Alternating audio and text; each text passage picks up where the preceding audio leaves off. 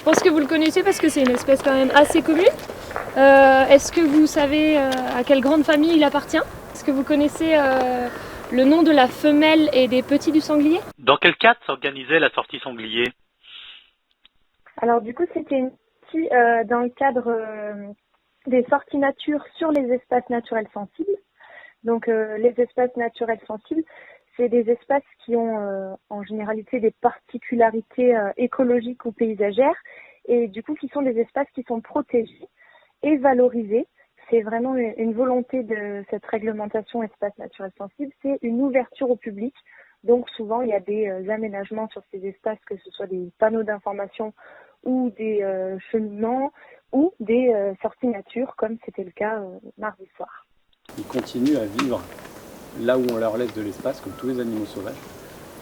Et du coup, c'est là que commencent les problèmes. Parce qu'on a bien du mal, dans notre société moderne, à accepter que la faune sauvage soit à côté de chez nous. On aime bien qu'elle soit dans les réserves, on aime bien qu'elle soit dans les forêts en haut des montagnes.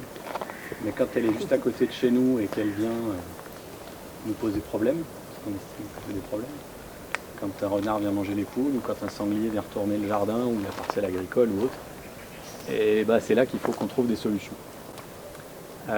Et des solutions, on est bien souvent démunis parce que, par exemple ici, on vous explique qu'on est dans une réserve de chasse.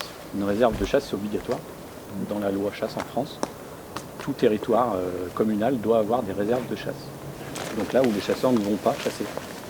Pour que la faune ait des refuges, pour pouvoir, même en période d'ouverture de chasse en hiver, automne-hiver, avoir des refuges. Sauf que quand la chasse ouvre et que les sangliers viennent là, et que l'agriculteur se retrouve avec la moitié de sa parcelle retournée, il prend son téléphone et il appelle la fédération des chasseurs pour lui dire « vous venez me réparer tout ça ». La réserve joue son rôle. Mais on ne peut pas ignorer la présence d'un agriculteur qui a des dégâts sur ses parcelles. Donc la LPO, elle a d'autres missions que les oiseaux.